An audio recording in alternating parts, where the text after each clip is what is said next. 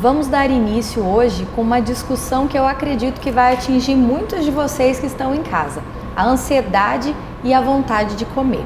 E para discutir esse assunto comigo, eu estou recebendo aqui a psicóloga Ilziane. Tudo bem, Ilzi? Tudo bem, Carol. Obrigada pela tua presença. Obrigada a você. Ilzi, eu dei abertura aqui no nosso programa dizendo que cada vez mais a gente recebe no consultório pacientes que já tentaram por muitas vezes fazer dieta, alguns sobrepeso, alguns não necessariamente, mas que acabam descontando na comida um grau de ansiedade. Esses pacientes relatam uma vontade muito grande de comer, conseguem se controlar por um tempo, depois não mais. O que a gente pode entender por ansiedade? O que isso tem relação com a alimentação, na verdade? A ansiedade, ela é uma necessidade de resolver o futuro. Então, toda ansiedade, toda pessoa ansiosa é aquela que quer resolver o problema dela. O problema de amanhã ela já resolve hoje, o problema de hoje à noite ela resolve agora. Ela quer resolver, mas não consegue. Isso vai gerando angústia, vai gerando medos, né? Que leva até sintomas físicos em determinadas situações, né? Como sudorese, angústias, né? Palpitações do coração. Isso são ansiedades mais extremas. E devido a essa ansiedade, a comida ela vem em algumas pessoas como forma de alívio dessa angústia, né? Uma forma de aliviar mesmo a angústia. E isso é uma coisa que tem muita gente que acredita ser normal, porque é comum a gente ouvir a frase, eu sou ansioso. Né? Existem diferenças até pela personalidade das pessoas, tem pessoas que realmente são mais ansiosas e outras menos? Isso. A ansiedade, todos nós temos ansiedade, né? É como um mecanismo de defesa a ansiedade, nós precisamos ter, porque ela muitas vezes nos ajuda, nos impulsiona a ir, né? Como o ir. Mas algumas pessoas elas não conseguem ter controle das suas dificuldades ou do que ela está passando momentaneamente. Então são essas pessoas, quando ela perde esse controle de lidar com o seu dia a dia, com suas pressões do dia a dia, elas passam a descontrolar essa ansiedade, passando assim a ser algo doentio, né? Essa ansiedade. Por isso que sou ansiosa em tudo. Quando a pessoa diz eu sou ansiosa, é quando ela é em tudo, né? Eu acredito e costumo falar para os pacientes que a gente tem que tratá-lo como um todo, né? Pelo menos é essa a minha opinião, né? Não adianta, por exemplo, um indivíduo chegar num consultório de nutricionista comendo exageradamente, ansioso e querer só fazer a dieta. Nós precisamos controlar aquilo que tem feito com que ele coma exageradamente, em geral a ansiedade. Por que as pessoas resistem tanto a procurar o tratamento psicológico para esse assunto? Isso, ainda é uma questão difícil de ser lidado com isso, né? Porque quando a gente fala em procurar um tratamento psicológico, ela sabe que vai mexer com ela mesma, né? E hoje em dia as pessoas ainda têm essa dificuldade. É muito mais fácil eu lidar com o outro do que eu lidar comigo, né? Então, quando eu tenho que mexer comigo, ou mexer na minha estrutura, mexer em meus comportamentos, às vezes não é tão fácil entrar nessa realidade. Por isso que dessa muita resistência a isso. Eu acredito que a conduta não seja igual a todas as pessoas, né? Mas quando você recebe um paciente com essa questão de ansiedade relacionada à alimentação, como é o tratamento? Que condutas que devem ser tomadas? A primeira questão é sempre buscar o histórico da vida desse paciente, né? E saber durante o dia a dia dele como funciona. Porque a ansiedade ela é gerada por angústias não relacionadas à comida muitas vezes, né? A relação à comida, o paciente que está tentando emagrecer, ele vai ser gerado depois da ansiedade. Porque ele tem ansiedade devido aos problemas de trabalho, problemas familiares, outros tipos de problemas, e começa a comer para aliviar esses sintomas. E como isso vai tornando um ciclo vicioso, porque momentaneamente essa comida torna-se alívio, logo que ele sente ansiedade, ele vai comer de novo. Tornou-se alívio, mas é muito rápido, então come-se de novo. Isso vai gerar o quê? Esse paciente vai engordar. Aí passa a gerar uma nova angústia, que é o sobrepeso, né? Então ele gerou uma nova ansiedade que ele já não tinha antes devido a essa questão.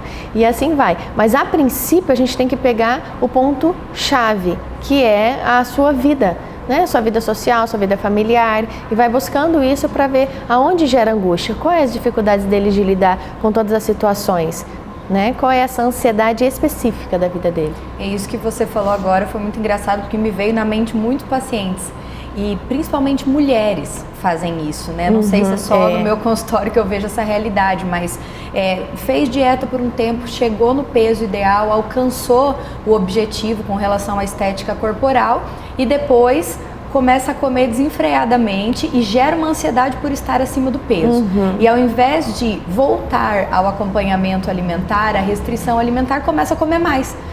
Sabendo que o problema que está gerando ansiedade é o sobrepeso, ainda assim se come mais, se gera um descontrole muito grande, né? É um descontrole. É por essa questão alívio momentâneo, né? Porque ao mesmo tempo que gera prazer, gera desprazer, né? Então é prazer por aliviar e desprazer por ter comido, né? Então isso vai agregando cada vez mais. Se ela não aprender a controlar tanto a questão nutricional dela ali, do controle do alimento, quanto a questão emocional que está levando ela a fazer isso, ela não vai conseguir ter esse controle, vai ficar nesse efeito. Muitas pessoas, eu acredito, que tenham dificuldades. Eu espero que você em casa esteja tentando relacionar o que nós estamos falando com a sua vida. Porque muitas pessoas têm essa dificuldade de admitir que tem esse problema com relação à ansiedade. Por exemplo, nós falamos até agora de perda de peso, de pacientes sobrepeso. Mas tem muitos indivíduos, por exemplo, diabéticos, celíacos, intolerantes à lactose, pessoas que têm necessidade de restringir da alimentação algum composto alimentar que é comum ao dia a dia e de uma hora para outra precisam restringir e tem uma ansiedade muito grande com relação a isso. Eu tenho pacientes que me relatam, eu não consigo cortar certo alimento, mesmo sabendo que esse alimento faz mal à saúde dele. É complicado lidar com esse tipo de situação, porque a gente percebe que é mais psicológico e emocional do que fisiológico, né? E como que a gente faz para trabalhar com esses pacientes, Ilse? Esses pacientes, eles têm uma questão muito grande com o não, né? Então, se a gente for buscar toda uma história desse paciente, a dificuldade de receber um não. Porque quando ele é restrito a esse tipo de alimento, é um não que foi dado a ele. Você não pode. Né? Então aí tem que ver toda essa outra questão de vida dele, né? Então todo paciente, por isso que todo paciente é trabalhado, as questões diárias, as questões históricas, né? Porque tem um restígio ali que vai buscando desse paciente, que é onde ele vai conseguir se identificar o porquê desse não, o porquê que eu não posso, se eu sei que isso vai me fazer mal, por que eu não consigo?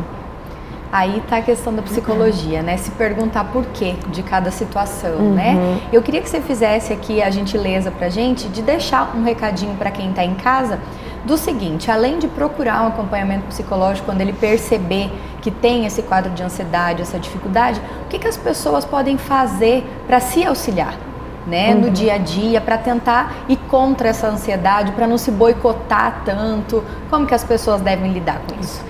A princípio, ela precisa olhar não pela questão, como nós estamos falando do alimento em si, como alívio, que acaba sendo um alívio, ela não tem que olhar para o alimento, ela tem que olhar para outras questões. Aonde está meu problema? Meu problema está no meu trabalho? Então, como eu vou resolver isso? Sempre dando respostas lógicas e não respostas emocionais. Então, qual é a lógica de resolver um problema?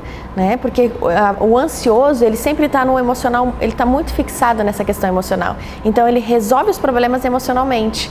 E ele precisa ter, em determinadas situações, questões lógicas a ser resolvidas, né? E por ele não conseguir trabalhar com o lógico, é onde ele começa a se boicotar, muitas vezes. Então, na verdade, nós precisamos resolver os problemas que estão por trás desse descontar no alimento, né? Isso é realmente secundário a outra questão.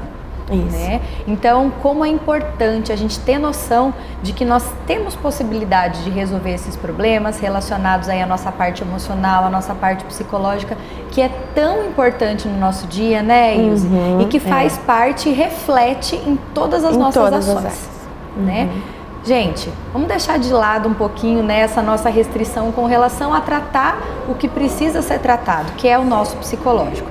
Eu costumo usar uma frase muito simples para os pacientes de consultório, falar isso na TV é até engraçado, mas a gente cuida do resto do corpo inteiro. Se eu tenho um problema no fígado, eu vou cuidar, se eu tenho um problema no estômago, eu vou cuidar, mas quando se fala do emocional e do psicológico, a gente acha que não precisa.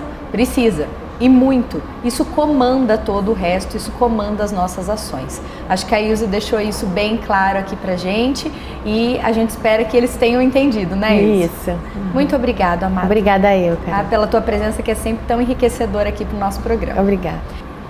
E para você que está em casa, fique ligadinho, que no próximo bloco nós vamos fazer uma relação de onde a parte medicamentosa pode ser aplicada